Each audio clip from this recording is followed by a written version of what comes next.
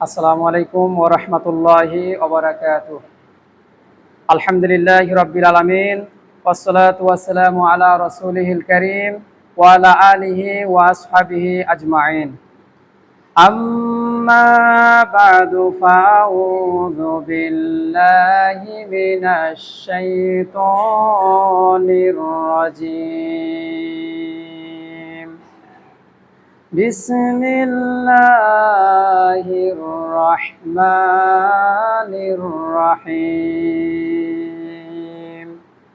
ওয়া'বুদ রাব্বাকা হাত্তা ইয়াতিয়াকাল ইয়াকিন। সাদাকাল্লাহুল আযীম। সমস্ত প্রশংসা আল্লাহ পাকের জন্য, যে আল্লাহ পাক আমাদেরকে সুস্থতার সাথে বাঁচিয়ে রেখে সাইয়্যিদুল আইয়াম, সপ্তাহের শ্রেষ্ঠ দিন জুমার দিনে যে আল্লাহ তাআলা আমাদেরকে শয়তানের ওয়াসওয়াসা থেকে, শয়তানের কুমন্ত্রণা থেকে যে আল্লাহ পাক আমাদেরকে হেফাজত করে পৃথিবীর মধ্যে সর্বশ্রেষ্ঠ জায়গা মসজিদ ঘরে যে আল্লাহ তাআলা আমাদেরকে সবার আগে উপস্থিত হওয়ার, একত্রিত হওয়ার যে আল্লাহ তাআলা আমাদেরকে তৌফিক দান করলেন, সে আল্লাহ পাকের কাছে আমরা কালিমাতুল শুকর আদায় করছি। আমরা সকলে পড়ছি আলহামদুলিল্লাহ। দুরূদ ও তাসলিমা বর্ষিত হোক সাইয়্যিদুল মুরসালিন, খাতামুন নাবিয়্যিন, নবীদের নবী, বিশ্ব নবী জনাবে মুহাম্মদুর রাসূলুল্লাহ সাল্লাল্লাহু আলাইহি সাল্লামের প্রতি, যিনি আমাদেরকে তাওহীদের সুমহান দীক্ষা দিয়েছেন। শিরক এবং বিদআত থেকে বাঁচার জন্য আমাদেরকে সুস্পষ্টভাবে সতর্ক করেছেন। আল্লাহুম্মা সাল্লি আলাইহি, আল্লাহুম্মা বারিক আলাইহি। সম্মানিত উপস্থিতি, আজকে রমাদান মাসের 27 তারিখ। রমজান মাস শুরু হয়েছিল এবং আস্তে আস্তে রমজান মাস আমাদের কাছ থেকে বিদায় নিচ্ছে।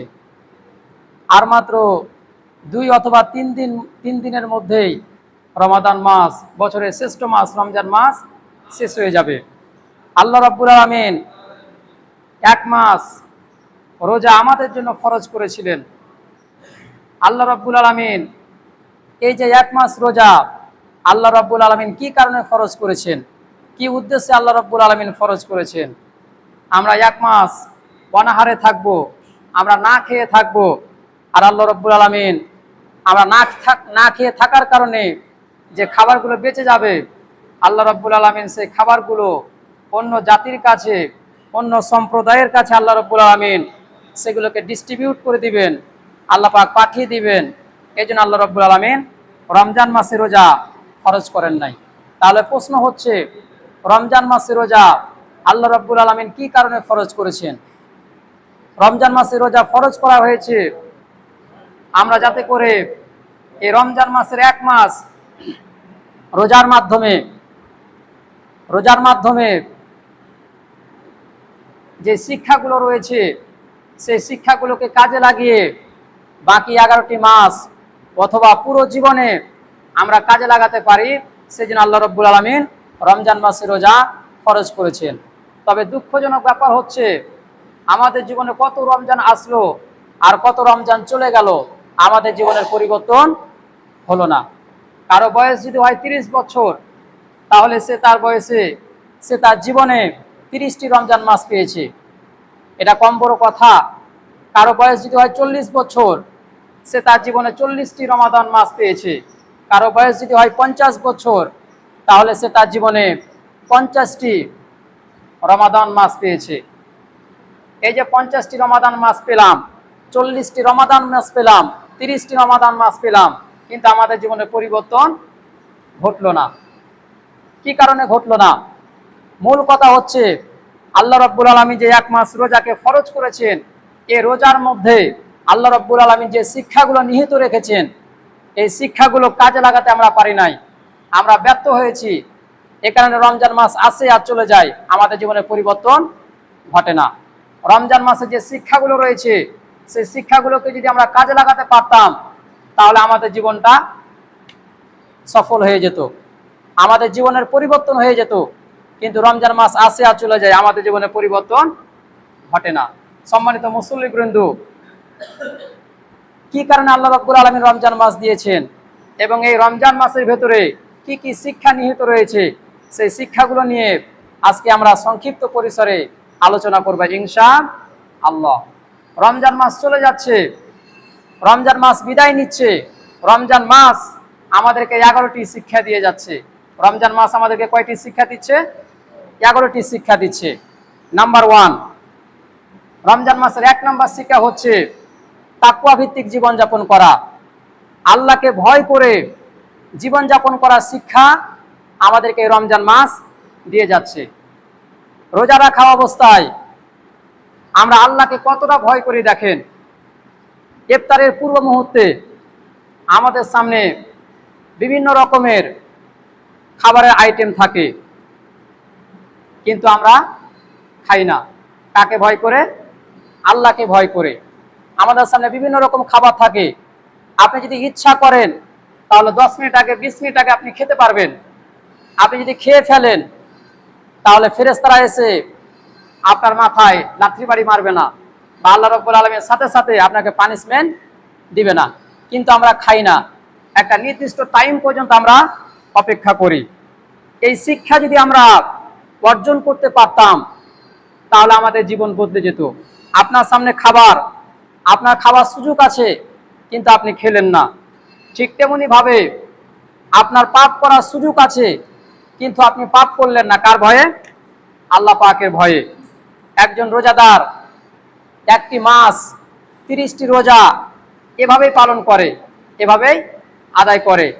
আমরা যদি এই 30 দিনের বাহিরে, 1 মাস রমাদানের বাহিরে 335 দিন, 1 বছর সমান হচ্ছে 365 দিন। সেখান থেকে যদি আমরা 30 দিন বাদ দিই তাহলে থাকে 335 দিন।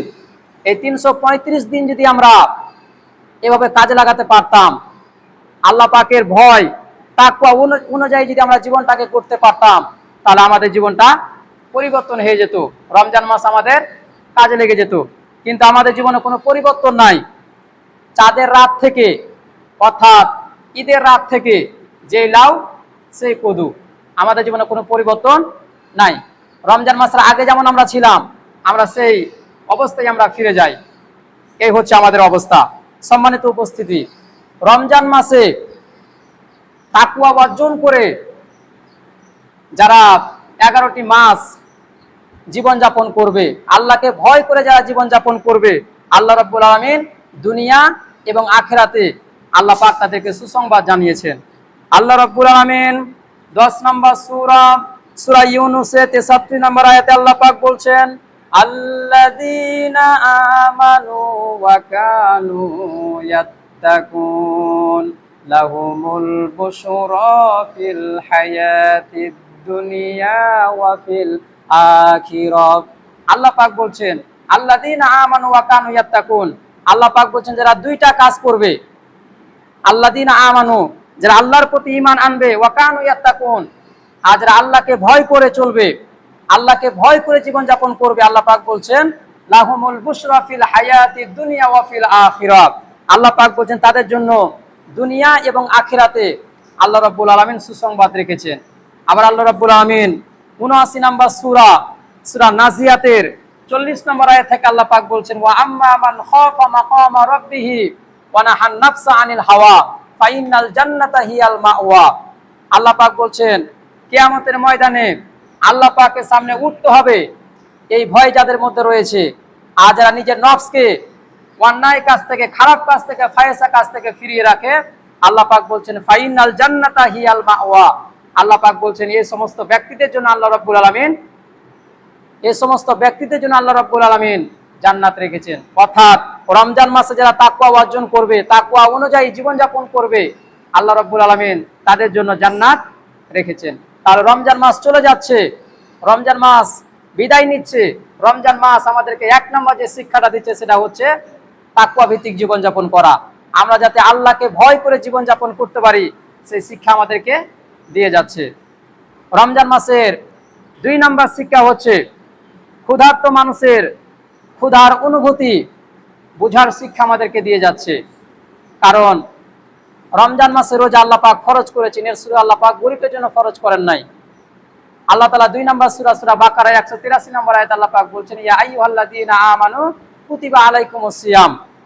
আল্লাহ পাক বলছেন, হে বিশ্বাসীগণ, যারা ঈমান এনেছো, যারা ঘোষণা দিয়েছো লা ইলাহা ইল্লাল্লাহ, আল্লাহ পাক এখানে শুধু গরিবদেরকে ইন্ডিকেট করে বলেন নাই। আল্লাহ পাক এখানে গরিব, ধনী, যারাই আল্লাহর প্রতি ঈমান এনেছে তাদেরকে আল্লাহ পাক বলছেন, ইয়া আইয়ুহাল্লাযীনা আমানু কুতিবা আলাইকুমুস সিয়াম, রমজান মাসের রোজা তোমাদের উপরে ফরজ করা হয়েছে।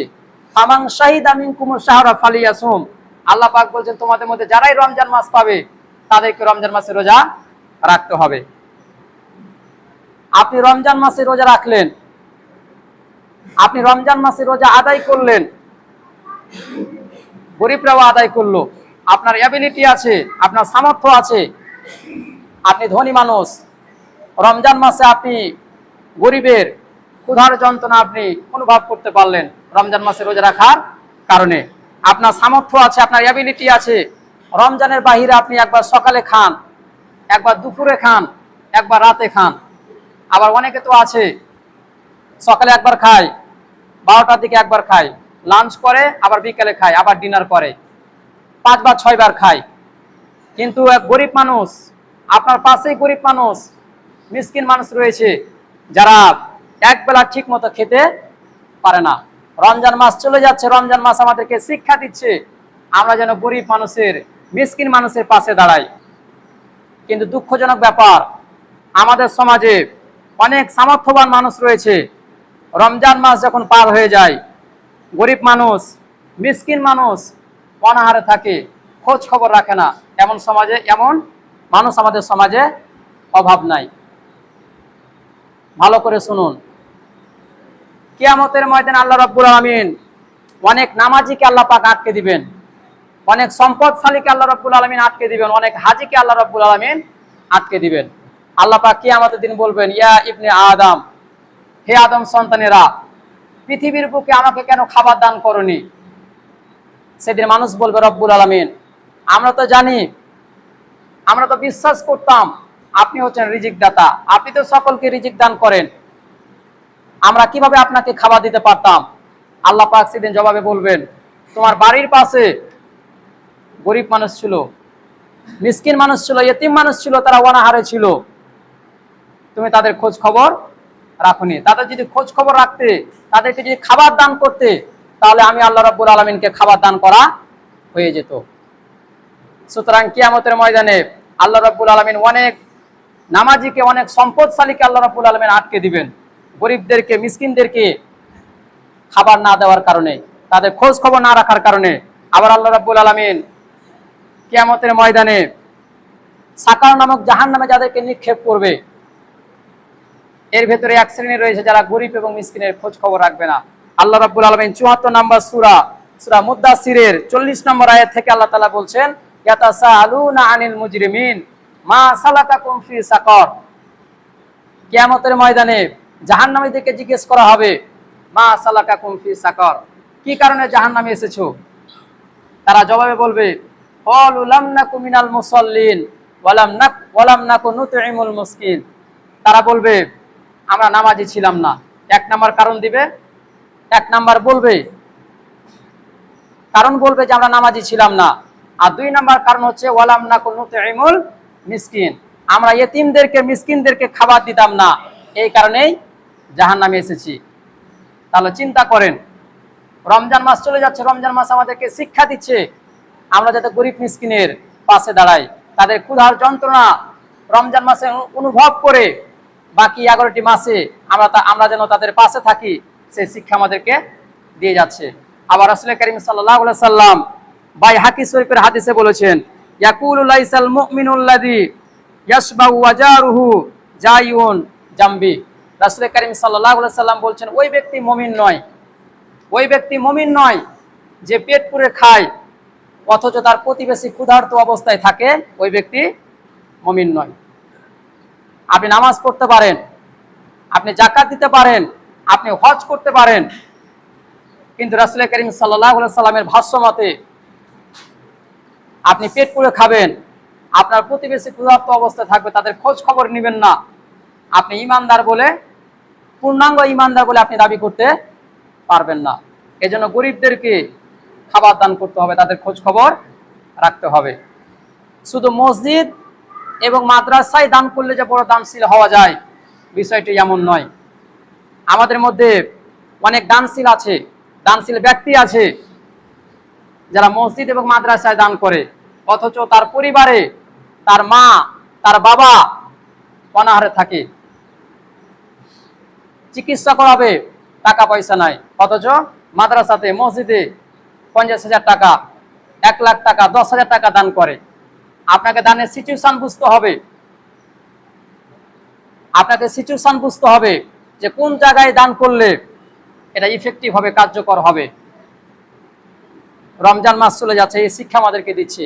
আবার অনেকে আছে মসজিদ মাদ্রাসায় দান করে, তার বাড়ির পাশে গরিব মানুষ, এতিম মানুষ, মিসকিন মানুষ ঈদটা কিভাবে পার করবে, টাকা পয়সা নাই, আপনি খোঁজ খবর রাখলেন না, মাদ্রাসায় আপনি দান করে দিলেন। আপনি মাদ্রাসায় দান করবেন, অবশ্যই আপনি দান করবেন, কিন্তু আপনার বাড়ির পাশে যে গরিব আছে, মিসকিন আছে, তাদের খোঁজ খবর আপনাকে রাখতে হবে। রাসূল কারীম সাল্লাল্লাহু আলাইহি সাল্লাম বলেছেন, 4টি কাজ করো আর নিশ্চিন্তে নির্বিঘ্নে জান্নাতে প্রবেশ করো। 1 নম্বর আফসুস সালাম। রাসূল কারীম সাল্লাল্লাহু আলাইহি সাল্লাম বলছেন, সালামের ব্যাপক প্রচলন ঘটাও। ওয়াতুতিমুত আম, অভুক্ত মানুষদেরকে খাবার দান করো। ওয়াসিলুল আরহাম, আত্মীয়তা সম্পর্ক রক্ষা করো। ওয়াসাল্লু বিল লাইলি ওয়ান নাসু নিয়াম তাদখুলুল জান্নাতা বিসালাম। আর মানুষ যখন ঘুমিয়ে যায়, রাতের বেলা তাহাজ্জুদের নামাজে দাঁড়িয়ে যাও। রাসূল কারীম সাল্লাল্লাহু আলাইহি সাল্লাম বলছেন, এই 4টি কাজ যদি করতে পারো, তাদখুলুল জান্নাতা বিসালাম, তাহলে নিশ্চিন্তে নির্বিঘ্নে আল্লাহ পাকের জান্নাতে যেতে পারবে। সম্মানিত উপস্থিতি, তাহলে রমজান মাস চলে যাচ্ছে। রমজান মাস আমাদেরকে 2 নম্বর শিক্ষা দিচ্ছে, আমরা যাতে গরিব মিসকিনের পাশে দাঁড়াই, এতিমের পাশে দাঁড়াই, তাদের খোঁজ খবর রাখি। বাকি 11টি মাস সেই শিক্ষা আমাদেরকে দিয়ে যাচ্ছে। রমজান মাসের 3 নম্বর শিক্ষা হচ্ছে, রমজান মাস চলে যাচ্ছে, রমজান মাসের 3 নম্বর শিক্ষা হচ্ছে, রমজান মাস আমাদেরকে উত্তম চরিত্রবান হওয়ার শিক্ষা আমাদেরকে দিয়ে যাচ্ছে। আমরা যাতে উত্তম চরিত্রবান হতে পারি, সেই শিক্ষা আমাদেরকে দিয়ে যাচ্ছে। একজন মানুষ রমজান মাসে কতটা সচেতন থাকে দেখেন। রমজান মাসে একজন রোজাদার ব্যক্তিকে কেউ যদি গালি দেয়, তাহলে ওই রোজাদার ব্যক্তি তার প্রতি উত্তরে ওই ব্যক্তিকে গালিগালাজ করে না, সবর করে। আবার একজন রোজাদার রমজান মাসে যখন মোবাইল ফোন ব্যবহার করে, ফেসবুক, ইউটিউব যখন ব্যবহার করে, স্ক্রলিং যখন করতে থাকে, কোনো খারাপ ছবি, কোনো খারাপ ভিডিও যদি আসে, সেটাকে স্ক্রিপ্ট করে চলে যায়। আবার একজন রমজান মাসে একজন রোজাদার ব্যক্তি মিথ্যা বলার কম চেষ্টা করে। তাহলে আপনি শুধু কি এটা রমজান মাসে চালু রাখবেন? রমজান মাসে আপনি ট্রেনিং নেবেন, আপনি শিক্ষা গ্রহণ করবেন। এই রমজান মাসে আপনি মিথ্যা কথা বলছেন না, কম বলার চেষ্টা করছেন, আপনি মানুষকে গালিগালাজ করছেন না। তারপরে মোবাইলে, ফেসবুকে, ইউটিউবে খারাপ ছবি আসলো, আপনি সেটাকে স্ক্রিপ্ট করে চলে গেলেন। রমজান মাস থেকে আপনি এটা শিক্ষা নেবেন, বাকি 11টি মাস আপনি সেটা প্রয়োগ করবেন। এই শিক্ষা আমাদেরকে রমজান দিয়ে যাচ্ছে। রমজান মাসের 4 নম্বর শিক্ষা হচ্ছে, রমজান মাস আমাদেরকে নফসের বিরুদ্ধে জিহাদ করতে শিখায়। রমজান মাসে আপনি রোজা রেখেছেন, বিকালবেলা আসরের পরে মন চায় যে একটু পানি পান করি, খাদ্য গ্রহণ করি, এটা হচ্ছে মনের চাহিদা। কিন্তু এখন বলেন, আমরা কি মনের চাহিদাকে প্রায়োরিটি দিয়ে থাকি, প্রাধান্য দিয়ে থাকি, না আল্লাহ চাহিদাকে প্রাধান্য দিয়ে থাকি? আমরা আল্লাহ চাহিদাকে প্রাধান্য দিয়ে থাকি। আপনার মন চাই যে আপনি খাবেন, কিন্তু আমরা খাই না। আমরা একটা নির্দিষ্ট টাইম পর্যন্ত আমরা অপেক্ষা করি। রমজানের বাহিরে আপনার মন চাইবে যে আমি সুদ খাবো, আমি ঘুষ খাবো, আমি অন্যায় অত্যাচার করব, আমি জেনা ব্যভিচার করব। আপনি মনের চাহিদাকে আপনি প্রাধান্য দিতে পারবেন না। মনের চাহিদাকে আপনাকে কুরবানি করে দিতে হবে। রমজান মাসে যেমন আপনার মন চাইছে যে আমি একটু পানি পান করি, কিন্তু মনের চাহিদাকে আপনি কুরবানি করলেন, অনুরূপভাবে রমজানের বাহিরে এই শিক্ষাটা আপনি গ্রহণ করবেন। রমজানের বাহিরে মন চাইবে সুদ খাবো, কিন্তু আমি মনের চাহিদাকে কুরবানি করব। আমি সুদ খাবো না, ঘুষ খাবো না, অন্যায় অত্যাচার করবো না, জেনে ব্যভিচার করবো না, মিথ্যা কথা বলবো না। এই শিক্ষা আপনাকে গ্রহণ করতে হবে। রমজান মাসের 5 নম্বর শিক্ষা হচ্ছে, রমজান মাস আমাদেরকে খারাপ অভ্যাস ত্যাগ করার শিক্ষা দেয়। আমাদের মধ্যে কিছু মানুষ আছে যারা ধূমপানে আসক্ত, বিড়ি খায়, সিগারেট খায়, জর্দা দিয়ে পান খায়। এই সমস্ত মানুষ আমাদের সমাজে বসবাস করছে। আপনি এগুলোকে যদি ছাড়তে চান, তাহলে খারাপ অভ্যাস ত্যাগ করার জন্য আপনার কাছে সুইটেবল পারফেক্ট সময় হচ্ছে, পারফেক্ট মাস হচ্ছে এই রমজান মাস। আপনি কিভাবে ছাড়বেন? রমজানের আগে আপনি 10টা করে 12টা করে সিগারেট খেতেন। আপনি রমজান মাসের প্রথম থেকেই আপনি ওয়াদা করবেন, আপনি শিক্ষা গ্রহণ করবেন, আপনি চেষ্টা করবেন যে প্রতিদিন অন্তত আমি একটা করে বাদ দিব। তাহলে প্রতিদিন যদি আপনি একটা করে বাদ দেন, আপনি 12টা 13টা করে খেতেন, প্রতিদিন যদি একটা করে বাদ দেন, তাহলে 12 রমজান 13 রমজান যাওয়ার মধ্যেই আপনার এই বদ অভ্যাসটা চলে যাবে। তাহলে রমজান মাসের অন্যতম একটি শিক্ষা হচ্ছে, আপনি যদি খারাপ অভ্যাস ত্যাগ করতে চান, এটা হচ্ছে একটা পারফেক্ট সময়, এটা হচ্ছে একটা মোক্ষম সময়। আমার বুঝে আসে না মানুষ এত বোকা হয় কেমনে, যে টাকা দিয়ে মানুষ রোগ কিনে খায়। পৃথিবীর একমাত্র অখাদ্য কুখাদ্য হচ্ছে এই সিগারেট, যার গায়ে লেখা আছে আমি ভালো না, আমাকে খেও না। আপনি সিগারেটের প্যাকেট হাতে নেবেন, এরপরে পড়বেন সেখানে কি লেখা আছে, smoking is injurious to health, it causes cancer. ধূমপান মৃত্যুর কারণ, ধূমপান শ্বাসকষ্টের কারণ, ধূমপান মৃত্যু ঘটায়।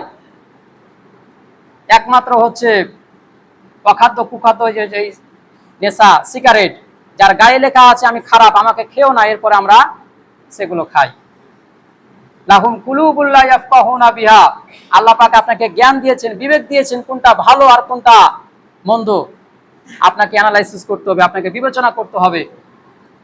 তাহলে রমজান মাস চলে যাচ্ছে, আমাদেরকে শিক্ষা দিয়ে যাচ্ছে।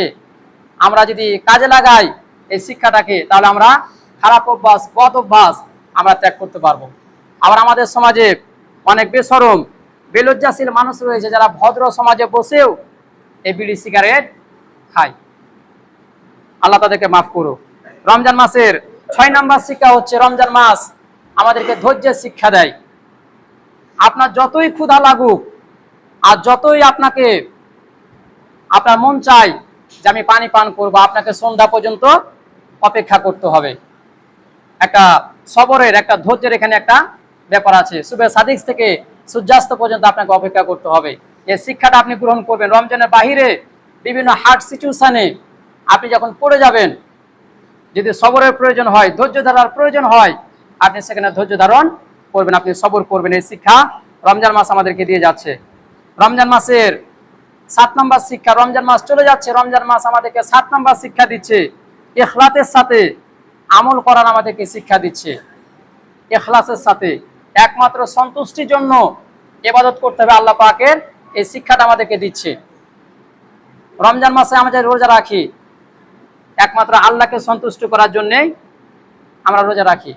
কারণ একজন ব্যক্তি যদি বাড়ির ভেতরে ঢুকে গোপনে কোনো জায়গায় খেয়ে ফেলে, পৃথিবীর কেউ দেখলো না, এই কাজটাকে সে ব্যক্তি করতে পারবে। আপনি যদি ইচ্ছা করেন তাহলে করতে পারবেন। কিন্তু কোনো ব্যক্তি সকাল থেকে সন্ধ্যা পর্যন্ত একটা পাগলকে দেখানোর জন্য সে অনাহারে থাকবে না। এই জন্য আল্লাহ তাআলা বলেছেন হাদিসে কুরসির মধ্যে, আস-সাওমুলি ওয়া আনা আজিজি, রোজা হচ্ছে একমাত্র আমার জন্য, আর এর পুরস্কার আমি আল্লাহ রাব্বুল আলামিন নিজ হাতে দিব। রোজা ছাড়া যত ইবাদত রয়েছে, প্রত্যেকটা ইবাদতের মধ্যে রিয়া থাকার সম্ভাবনা আছে। মানুষকে দেখানো, লৌকিকতা দেখানোর সম্ভাবনা আছে। যেমন আমরা নামাজ পড়ি, এই নামাজের মধ্যে লৌকিকতা আছে, মানুষ দেখানো একটা ব্যাপার আছে। অনেক মানুষ নামাজ পড়ে না, কিন্তু এমন একটা সিচুয়েশনে পড়ে যায় যে নামাজ পড়তে বাধ্য হয়। যেমন আমরা তারাবি পড়েছি, 15 রমজানের পর থেকে আমরা তারাবি পড়েছি মাত্র 12-13টা লোক। কালকে 27তম রাত ছিল, 1.5 কাতারের কাছাকাছি লোক ছিল। এটা কিসের জন্য আমাদেরকে বুঝে নিতে হবে। তাহলে এই নামাজের মধ্যে লৌকিকতাও থাকতে পারে। আল্লাহকে সন্তুষ্টির জন্য হতে পারে, আবার খাবার খাওয়ার জন্য হতে পারে। আপনি যাকাত দিবেন, এই যাকাতটা আল্লাহকে সন্তুষ্টির জন্য হতে পারে, আবার মানুষকে দেখানোর জন্য হতে পারে। আপনি যাকাত দিচ্ছেন, মানুষ আপনাকে দানশীল বলবে, এই জন্য অনেকে যাকাত আদায় করে। কিন্তু রোজা হচ্ছে একমাত্র ইবাদত, যে ব্যক্তি রোজা রাখে সে আল্লাহ সন্তুষ্টির জন্যই রাখে। এই রোজা আমাদেরকে শিক্ষা দিচ্ছে যে আমাদেরকে ইখলাসের সাথে যত আমল আমরা করব, যত ইবাদত আমরা করব, একমাত্র করতে হবে আল্লাহকে সন্তুষ্ট করার জন্য। এই শিক্ষা আমাদেরকে দিচ্ছে। রমজান মাস চলে যাচ্ছে, রমজান মাস আমাদেরকে 8 নাম্বার শিক্ষা দিচ্ছে, আনুগত্য এবং দাসত্বের শিক্ষা আমাদেরকে দিয়ে যাচ্ছে। দাসত্বের শিক্ষা আমাদেরকে দিয়ে যাচ্ছে। এই যে রমজান মাসে আমরা ইবাদত করছি, কার হুকুম মেনে? আল্লাহ পাকের হুকুম মেনে। এভাবে আপনার মৃত্যুর আসার আগ পর্যন্ত আল্লাহ পাকের হুকুম মেনে আপনাকে ইবাদত করতে হবে। যে আয়াতটি আমি আলোচনা শুরুতেই আমি পাঠ করেছি। আল্লাহ তাআলা 15 নম্বর সূরা সূরা হিজরের 99 নম্বর আয়াতে আল্লাহ পাক বলছেন, ওয়াবুদ রাব্বাকা হাত্তা ইয়াতিয়াকাল ইয়াকিন। আল্লাহ পাক বলছেন তোমার মৃত্যু আসার আগ পর্যন্ত যার ইবাদত করতে হবে, যার দাসত্ব করতে হবে, যার গোলামি করতে হবে, তিনি হচ্ছেন কে? আল্লাহ রাব্বুল আলামিন। সে আল্লাহ পাকের ইবাদত আমাদেরকে করতে হবে। রমজান মাস চলে যাচ্ছে, রমজান মাস আমাদেরকে 9 নম্বর শিক্ষা দিচ্ছে, কোরআন এবং সুন্নাহ ভিত্তিক জীবনযাপনের আমাদেরকে শিক্ষা দিচ্ছে। এই যে রমজান মাসে আমরা রোজা রাখছি, আমরা তারাবি নামাজ আদায় করছি, আমরা ইফতার করছি, আমরা সেহরি করছি, কার হুকুম মেনে? আল্লাহ পাকের হুকুম মেনে, কোরআন এবং হাদিস অনুযায়ী আমরা এগুলো করছি। বাকি 11টি মাস আপনাকে কোরআন এবং সুন্নাহ ভিত্তিক জীবনযাপন করতে হবে। এই শিক্ষা আমাদেরকে রমজান মাস দিয়ে যাচ্ছে। এরপরে 10 নাম্বার, রমজান মাস চলে যাচ্ছে, রমজান মাসে 10 নাম্বার শিক্ষা হচ্ছে রোজার অভ্যাস আমরা যাতে ভুলে না যাই, সেই শিক্ষা আমাদেরকে দিয়ে যাচ্ছে। আপনি রমজান মাসের 1 মাস রোজা রাখলেন, বাকি অন্য সময় রোজা রাখার অভ্যাস যাতে ভুলে না যান, সেজন্য রাসূল করিম সাল্লাল্লাহু আলাইহি সাল্লাম অন্যান্য সময়ও রোজা রাখতেন। রাসূল করিম সাল্লাল্লাহু আলাইহি সাল্লাম প্রতি সপ্তাহের সোমবার এবং বৃহস্পতিবার আল্লাহ রাসূল রোজা রাখতেন, এবং প্রতি মাসের 13, 14 এবং 15 তারিখ আল্লাহ রাসূল রোজা রাখতেন। মুহররম মাসে আল্লাহ রাসূল রোজা রাখতেন। জিলহজ মাসের প্রথম দিকে আল্লাহ রাসূল রোজা রাখতেন। এরপরে রমজান মাসের পরে যে শাওয়াল মাস রয়েছে, এই শাওয়াল মাসেও রাসূল করিম সাল্লাল্লাহু আলাইহি সাল্লাম 6টি রোজা রাখতেন। আল্লাহ তাআলা যে আরবি 12টি মাস দিয়েছেন, আল্লাহ তাআলা যে আরবি 12টি মাস দিয়েছেন, তার মধ্যে অন্যতম একটি মাস হচ্ছে শাওয়াল মাস। এই শাওয়াল মাস হচ্ছে রমজানের পরবর্তী মাস। এই রমজান মাসের পরবর্তী মাস শাওয়াল মাস, এই মাসটি হচ্ছে অত্যন্ত গুরুত্বপূর্ণ একটি মাস। এই মাসে রাসূল করিম সাল্লাল্লাহু আলাইহি সাল্লাম 6টি নফল রোজা আল্লাহ রাসূল পালন করতেন। মুসলিম, তিরমিজি, আবু দাউদ, ইবনে মাজাহ এবং নাসাইতে একটি হাদিস বর্ণিত হয়েছে। রাসূল করিম সাল্লাল্লাহু আলাইহি সাল্লাম বলেছেন, মান সামা রমাদানা সুম্মা আতবাহু সিত্তা মিন শাওয়ালিন কানা কাসিয়ামি দাহর। রাসূল করিম সাল্লাল্লাহু আলাইহি সাল্লাম বলছেন, যে ব্যক্তি রমজান মাসে রোজা রাখলো, অতঃপর শাওয়াল মাসে 6টি রোজা রাখলো, সেজন্য সারা বছর রোজা রাখা সওয়াব অর্জন করলো। কত ফজিলতপূর্ণ একটি কথা। নবীজি বলছেন, যে ব্যক্তি রমজান মাসে রোজা রাখলো, রমজান মাসে রোজা রাখার পরে শাওয়াল মাসে 6টি রোজা রাখলো, ওই ব্যক্তি যেন সারা বছর রোজা রাখা সওয়াব নেকি অর্জন করলো। এই শাওয়াল মাস এই রমজানের পরবর্তী মাস। আমাদের অ্যাবিলিটি অনুযায়ী, আমাদের সামর্থ্য অনুযায়ী এই শাওয়াল মাস আমাদেরকে 6টি রোজা রাখতে হবে। এখন প্রশ্ন হচ্ছে, এই যে শাওয়াল মাসে আমরা 6টি রোজা রাখবো, আপনার যদি রমজান মাসে রোজা কাজা থাকে, তাহলে আপনি কি করবেন? আগে শাওয়াল মাসে রোজা রাখবেন, না রমজান মাসের কাজা আপনি আগে আদায় করবেন? এই ব্যাপারে 2টা মত পাওয়া যায়। কেউ কেউ বলেছেন, কোন মুহাদ্দিস বলেছেন, যেহেতু রাসূল করিম সাল্লাল্লাহু আলাইহি সাল্লাম বলেছেন, মান সামা রমাদানা সুম্মা আতবাহু, যে ব্যক্তি রমজান মাসে রোজা রাখলো তারপরে শাওয়াল মাসে রোজা রাখলো, তারা বলেছেন, অভিমত দিয়েছেন যে আপনাকে রমজান মাসে কাজা যদি কারো থাকে সেটা আদায় করতে হবে, তারপরে শাওয়াল মাসে 6টি রোজা রাখতে হবে। আবার কেউ কেউ বলেছেন, যেহেতু শাওয়াল মাসে 6টি রোজা রাখতে হয়, এটা শুধু শাওয়াল মাসেই প্রযোজ্য, শাওয়াল মাসের পরে আপনি রাখতে পারবেন না, সেজন্য আপনি আগে শাওয়াল মাসে 6টি রোজা রাখবেন, তারপরে যে কোনো সময় আপনি রমজান মাসের কাজা আপনি আদায় করবেন।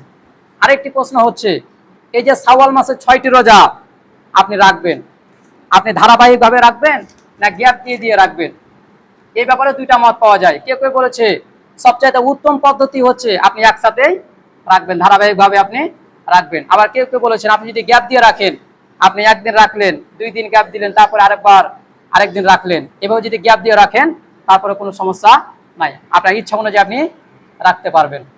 তাহলে রমজান মাস চলে যাচ্ছে, রমজান মাস আমাদেরকে 10 নম্বর শিক্ষা দিয়ে যাচ্ছে আমরা যাতে রমজানের অভ্যাস ভুলে না যাই।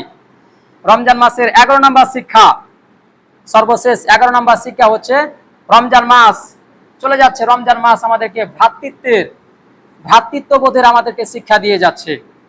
রমজান মাসে আমরা এক মুসলমান আরেকজন মুসলমানকে ইফতারি করাই, কাঁধে কাঁধ মিলিয়ে তারাবি নামাজ আমরা আদায় করি।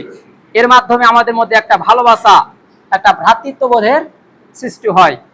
রমজান মাস থেকে এই ভ্রাতৃত্ববোধের শিক্ষা যদি আমরা গ্রহণ করতে পারতাম, তাহলে আমরা যদি একত্রিত হতে পারতাম, এই শিক্ষাটা যদি আমরা অর্জন করতে পারতাম, তাহলে বর্তমান সময়ে দখলদার অসভ্য ইসরায়েল আমাদের ভাই মুসলমান ফিলিস্তিনের উপরে তারা নির্যাতন চালাতে পারত না। কিন্তু আমাদের মধ্যে একতা নাই, ইউনিটি আমাদের মধ্যে নাই। যখন মুসলমানরা একত্রিত হতে পারবে, এই রমজান মাস থেকে এই ভ্রাতৃত্ববোধের শিক্ষা গ্রহণ করতে পারবে, যখন মুসলমান দেশগুলো একত্রিত হতে পারবে, আমি বলে গেলাম ইসরায়েলের সাথে যুদ্ধ করা লাগবে না। 200 কোটি মুসলমান যদি থুতু নিক্ষেপ করে, তাহলে ইসরায়েল লোহিত সাগরে ভেসে চলে যাবে। কিন্তু আমাদের যে জিনিসটা প্রয়োজন সেটা হচ্ছে আমাদের মধ্যে ইউনিটি থাকতে হবে, আমাদের মধ্যে একতা থাকতে হবে। কিন্তু আজকে আমাদের মধ্যে ইউনিটি নাই, একতা নাই, যার কারণেই আজকে মুসলমান মার খাচ্ছে, যার কারণে মুসলমান মার খাচ্ছে। আমরা অনেক পিছিয়ে রয়েছি। আপনি ইতিহাস পড়বেন, আমাদের পূর্বপুরুষ তারা ইসলামের ব্যাপারে কতটা তৎপর ছিলেন। ভারতে যতগুলো স্মরণীয় জিনিস রয়েছে, এগুলো হচ্ছে যতগুলো সভ্যতা রয়েছে, সবগুলোই হচ্ছে মুসলমানের তৈরিকৃত। মুসলমান ভারতবর্ষর অনেকদিন শাসন করেছে, আমরা আমাদের ইতিহাস জানি না। আমরা যখন থেকে একতা আমরা হারিয়ে ফেলেছি, আমাদের মধ্যে ইউনিটি আমরা হারিয়ে ফেলেছি, তখন থেকে মুসলমান মার খাচ্ছে। আজকে ফিলিস্তিনের অবস্থা এরকম কেন হবে? মুসলমান দেশগুলো যদি একত্রিত হয়, তাহলে 1 সেকেন্ড ইসরায়েল বেঁচে থাকতে পারবে না। আর রাসূল করিম সাল্লাল্লাহু আলাইহি সাল্লামের ভবিষ্যৎবাণী হচ্ছে ইসরায়েল ধ্বংস হবে, তারা মাটির সাথে মিশে যাবে ইনশাআল্লাহ। এটা হচ্ছে রাসূল করিম সাল্লাল্লাহু আলাইহি সাল্লামের ভবিষ্যৎবাণী। ফিলিস্তিনের যৎকিঞ্চিত মাটি এটা ইসরায়েলের নয়, তারা হচ্ছে দখলদার, তারা হচ্ছে অসভ্য একটা জাতি, তারা দখল করে সেখানে বসে আছে। আমরা বর্তমানে ফিলিস্তিনের অবস্থা সম্পর্কে আমরা সবাই অবহিত। এই যে বর্তমানে ফিলিস্তিনের প্রেক্ষাপট, এই প্রেক্ষাপট অনুযায়ী একজন মুসলমান হিসেবে আমাদের করণীয় কি, আমাদের দায়িত্ব কি, এই বিষয়টি আমাদেরকে জানতে হবে। একজন মুসলমান হিসেবে ফিলিস্তিনের প্রতি আমাদের অনেকগুলো দায়িত্ব রয়েছে। তার মধ্যে থেকে 4টি দায়িত্বের কথা আমি আপনাদেরকে বলতে চাই। 1 নাম্বার, আমরা প্রাণ খুলে তাদের জন্য দোয়া করব। আপনি নামাজের পরে, তাহাজ্জুদের নামাজে, ইফতারির পূর্ব মুহূর্তে আল্লাহর কাছে দোয়া কবুল হয়, সেই সময় আপনি আল্লাহর কাছে দোয়া করবেন, আল্লাহ যেন তাদেরকে দখলদার ইসরায়েলের হাত থেকে আল্লাহ রাব্বুল আলামিন যেন তাদেরকে রক্ষা করেন, তাদেরকে যেন বিজয় আল্লাহ পাক দান করেন, সেই দোয়া আপনি করবেন। 2 নাম্বার, অ্যাবিলিটি অনুযায়ী তাদেরকে সাহায্য সহযোগিতা করবেন। আমরা নামাজ পড়তে চাই, আল্লাহর রাস্তায় জীবন দিতে চাই, কিন্তু আমরা আমাদের সম্পদগুলো আল্লাহ পাকের রাস্তায় খরচ করতে চাই না। আপনি কত সুন্দর করে ঈদের জন্য প্রস্তুতি আপনি নিচ্ছেন, একটা জামা তো হয় না আরেকটা জামা আপনি কিনছেন, একটা খাবারে হয় না কত রকম খাবারের আইটেম আপনি করছেন। আর ফিলিস্তিনের মুসলমানরা সাহারি খাবে, সে খাবারটা তারা পাচ্ছে না। অনেক বাচ্চা অনাহারে মারা গিয়েছে। গত জুমায় একটা কথা বলেছিলাম, একটা বাচ্চা বলেছিল যে আমি মরে যেতে চাই, কারণ আমি শুনেছি জান্নাতে নাকি অনেক খাবার রয়েছে। এটা কত আত্মঘাতী কথা আপনি চিন্তা করেন। তাহলে 2 নাম্বার আমাদের করণীয়, আমাদের অ্যাবিলিটি অনুযায়ী তাদেরকে সাহায্য সহযোগিতা করতে হবে। আর 3 নাম্বার, ইসরায়েলি সকল পণ্য আপনাকে বয়কট করতে হবে। বাংলাদেশে যতগুলো পণ্য আছে ইসরায়েলি সকল পণ্য আপনাকে বয়কট করতে হবে। সামনে Eid, 7 up, Coca-Cola, Pepsi, Sprite, Mirinda, Fanta কিনলে এগুলো খাবেন না। 7 আপ আপনি বর্জন করে দিবেন। মুসলমানের একজন মুসলমান হিসেবে আপনি ফিলিস্তিনের পক্ষ নেওয়ার কারণে 7 আপ আপনি খাবেন না। এই 7 আপ যদি না খান, আরসি যদি না খান, আপনি মরে যাবেন না। একজন মুসলমান হিসেবে আপনার দায়িত্ব হচ্ছে ফিলিস্তিনের পাশে দাঁড়ানো। আর তাদের পাশে যদি আমরা দাঁড়াতে চাই, তাহলে আমাদের 1 নম্বর দায়িত্ব হচ্ছে, করণীয় হচ্ছে আপনি 7 আপ জীবন থেকে মুছে ফেলবেন। পেপসি, কোকা-কোলা, স্প্রাইট যত পণ্য আছে এগুলোকে আপনি জীবন থেকে অ্যাভয়েড করবেন। একজন মুসলমান হিসেবে আপনার দায়িত্ব হচ্ছে এটা। এরপরে 4 নাম্বার, যখন মুসলমান দেশগুলো একত্রিত হবে, আল্লাহ যদি মুসলমান দেশগুলোকে একত্রিত করে দেয়, যদি যুদ্ধের প্রয়োজন হয়, আপনাকে সেই যুদ্ধের জন্য আপনাকে প্রস্তুত থাকতে হবে। এই 4টি দায়িত্ব ফিলিস্তিনের প্রতি আমাদের রয়েছে। তাহলে রমজান মাস চলে যাচ্ছে, এই 11টি শিক্ষা আমাদেরকে দিয়ে যাচ্ছে।